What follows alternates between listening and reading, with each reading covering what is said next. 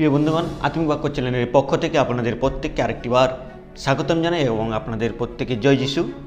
বিশেষ করে এই বর্তমান সময়ে খ্রিস্টীয় বিশ্বাসীরা যারা খ্রিস্টকে অনুসরণ করে তারা রিচুয়াল থিংকে বেশি প্রাধান্য দেয়।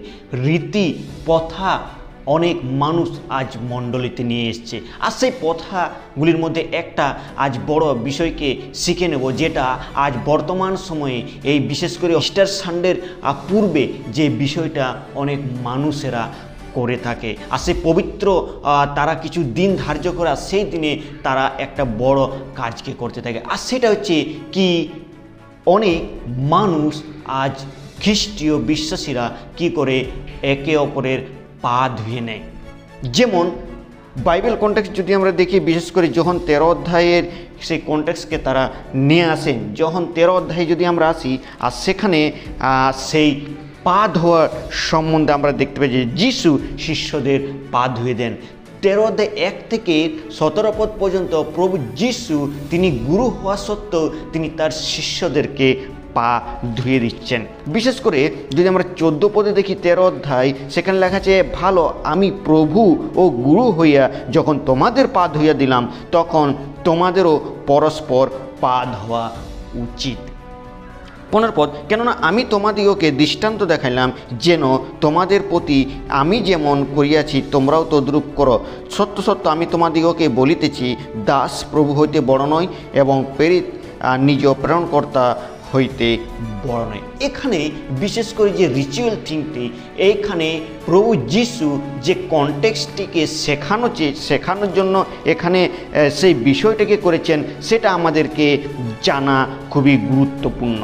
এটা হচ্ছে যে প্রভু যিশু শিখিয়েছেন যে যেন আমরা প্রত্যেককে একে অপরকে সম্মান করি এবং আমাদের জীবনের নম্রতাকে যেন আমরা প্রকাশ করি। আমাদের নিজেদেরকে নম্র যদি আমরা করি, আর তাহলে ঈশ্বর আমাদেরকে আশীর্বাদ করবেন। ঈশ্বরের বাক্য অনেক জায়গায় বলেছে যে কেউ যদি নিজেকে নত করে তাকে উচ্চকিত করা হইবে। তো আমাদেরও প্রয়োজন নত করে, কিন্তু এখন এই বর্তমান সময়ে এগুলো প্রথা, বিশেষ করে রীতি এই সময়ে আমরা দেখতে পাই। তার কারণ হচ্ছে কিছু কিছু মণ্ডলী তারা কি করে, এই গুড ফ্রাইডের পূর্বে কোনো এক দিন তারা ধার্য করে, আর তারা কি করে, পালকেরা তারা সেই মণ্ডলীর বিশ্বাসীদেরকে পা ধোয়ান। কিন্তু এখন বর্তমান সম্পূর্ণ আলাদা হয়ে গেছে। এখন সেটা সেই রীতি চেঞ্জ হয়ে গেছে, সেই রীতি পরিবর্তন হয়ে গেছে। এখন বিশ্বাসীরা কি করে, পালকদের পা ধুয়ে দেয়। বিশ্বাসীরা পালকরা তাদের বাড়িতে যাবে, আর বাড়িতে সেই বিশ্বাসীরা পা ধুয়ে দেবে। কিন্তু উচ্চকিত যারা তারা পা ধোবে না। এখন এই বর্তমান সময়ে এই রিচুয়াল থিংগুলোই আজ চলে এসেছে। আর তাই আমাদের মনেও প্রশ্ন আসে, যে আপনাদের মনেও হয়তো প্রশ্ন আসতে পারে যে একজন বিশ্বাসীর পা ধোয়া উচিত কি না। এখানে কনটেক্সটটা যদি আমরা দেখি, এখানে কনসেপ্টটা যেটা সেটা শেখানো হয়েছে যেন আমরা একে অপরের প্রতি কোনো যেন বিরোধিতা না থাকে। আমাদের যদি কোনো বিরোধিতা থাকে, ঈশ্বরের বাক্য আমাদের কি বলে, তোমার কোনো ভাইয়ের মধ্যে যদি কোনো বিরোধিতা রয়েছে, তো সূর্য অস্ত যাওয়ার পূর্বে সেটা তোমরা কি করো, মেটমাট করে নাও।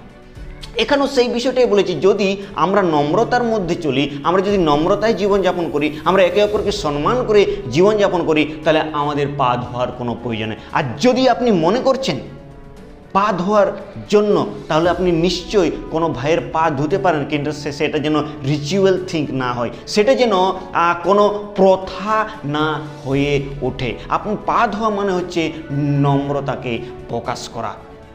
আর পা ধুতে গেলে একটা বিষয় আমাদেরকে করতে হবে, আমাদেরকে সবসময় নিচে ঝুঁকতে হয়। পা আমরা উপরে দাঁড়িয়ে আমরা কখনো পা কারো ধুইতে পারি না। পা ধোয়ার জন্য একটা কাজ করতে হবে, নত হতে হবে। প্রিয়রা, আমরা যেন বিশ্বাসীরা যেন অন্তঃকরণের দিক থেকে নত হয়, না তো রীতি রেওয়াজের দিক থেকে যেন আমরা নত না হই। কিন্তু আজ বর্তমান সময়ে আজ রীতি সেই পা ধোয়ার কনসেপ্টটাকে নিয়ে এসে তারা রীতি রেওয়াজকে পালন করছে, আর যেটা একজন বিশ্বাসীর করা উচিত নয়। একজন বিশ্বাসী হৃদয়ে একে অপরের কাছে যেন নম্রতাকে প্রকাশ করে। আর যখন আমরা নম্রতাকে প্রকাশ করব, আর তখন ঈশ্বর আমাদেরকে তিনি তার নম্রতা অনুসারে তিনি আমাদেরকেও আশীর্বাদ করবেন, কারণ তিনি বলেছেন যে তোমরা একে অপরকে প্রেম।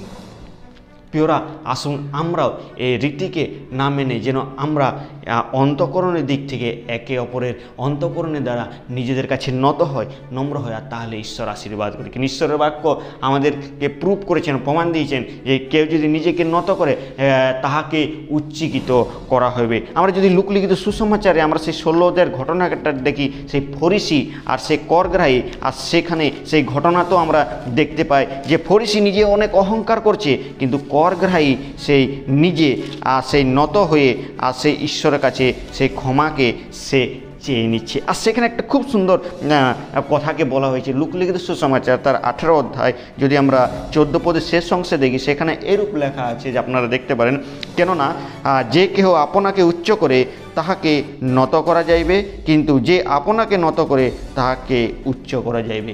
এখানে বলা হয়েছে যে নিজেকে নত করে তাকে উচ্চ করা যাবে। আর সেটা আমাদের প্রত্যেক বিশ্বাসীর এটা প্রয়োজন রয়েছে যেন আমরা নিজেকে নত করি, আর তাহলে ঈশ্বর তিনি আমাদেরকে আশীর্বাদ। আসুন আমরা এই পা ধোয়ার কনসেপ্টটাকে আমরা চেঞ্জ করে, সেই রীতিকে চেঞ্জ করে যেন আমরা নিজের নত হয়, নম্র হয়, এবং যেন আমরা নম্র হয়ে সেই বিশ্বাসীদেরকে একে অপরকে প্রেম করতে করুন। আর আপনারা নিশ্চয়ই কমেন্ট বক্সে জানাবেন যে একজন এই পা ধোয়া বিশ্বাসীদের পা ধোয়ার প্রথা পালন করা উচিত কি অনুচিত, সেই বিষয়ে আপনার কমেন্ট বক্সে নিশ্চয়ই জানাবেন। আপনাদের আরেকটিবার প্রত্যেককেই জয় যিশু।